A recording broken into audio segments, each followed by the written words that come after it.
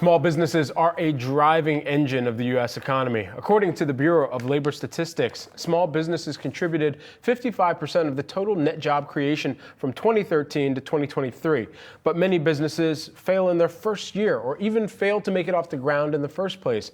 Here with some of the tips on how you can build a successful business, we've got Elizabeth Gore, who is the co-founder and president of Hello Alice. Elizabeth, great to have you here with us. We should mention as well, Hello Alice is a free online platform that helps businesses launch and grow here. Elizabeth, as you think about the keys to just getting the business off the ground for so many entrepreneurs out there that are trying to make sure that they don't become one of the failed statistics, how can they ensure that they're setting the foundation for a long-standing business?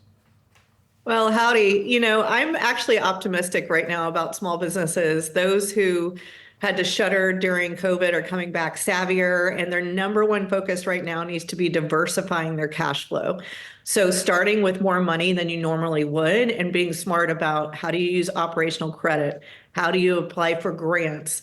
How do you get the SBA to back you with a loan? Right now, we need to start with more capital, even though capital is expensive, but there are different ways to do that. How are you seeing small businesses fare when it comes to continuing to be a driving force, at least within the employment situation, as we continue to monitor it, fresh off of some of the data that we got this morning, which, of course, on aggregate was well below expectations. But for small businesses, what are you seeing out there in the environment for hiring right now and their job planning? Well, on one hand, we have 5 times the amount of small businesses launching in America than historically. So that's the good news side. The tough thing right now is still hiring. So if you're looking at from living wage jobs all the way up to a skilled labor, there is still issues out there with that hiring. I say get out there fast and be proactive in your community before you open those doors. So try and tell people you're coming. Cultivate those potential employees, get out in your community, go to your chamber of commerce, go to community events, and get the word out that you are hiring. Put it on social media even before you open those doors, because it is a tough job market.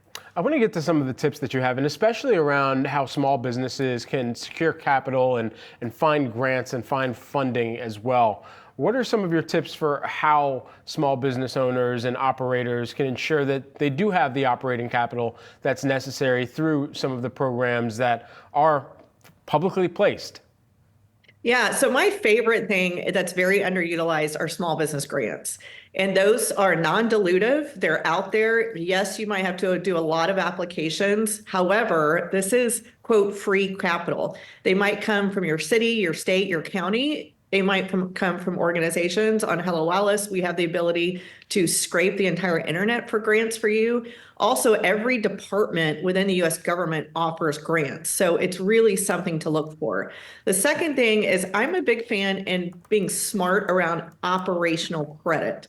So think about getting that small business credit card, using it smart, paying it off, but earning points, earning discounts. That is another way to be smart about capital.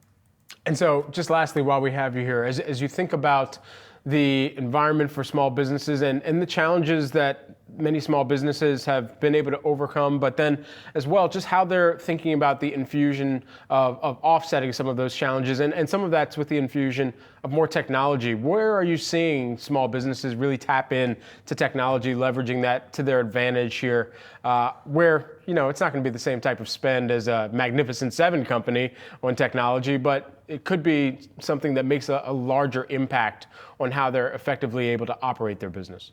Well, I mean, they're small businesses and they're magnificent in and of themselves because they're spending 90% more than in previous years on software. So that means they're using accounting software, they're building their own websites, they're using things like Shopify and others to get their storefronts open early. So it is very smart and savvy to take advantage of the software out there for your small business. And they are, which is really exciting. I also think that'll lower fail rates because it's giving small business owners time back, which is the toughest thing as a small business owner, but also the efficiencies, the cost savings, and so on. So really excited to see that they are spending more on software. And I have to say really quickly, use cyber software as well. Cyber attacks on small businesses are very strong right now, and that is a software that cannot be overlooked. Elizabeth Gore, co-founder and president of Hello Alice. Elizabeth, thanks so much for taking the time here. Real pleasure. Thanks.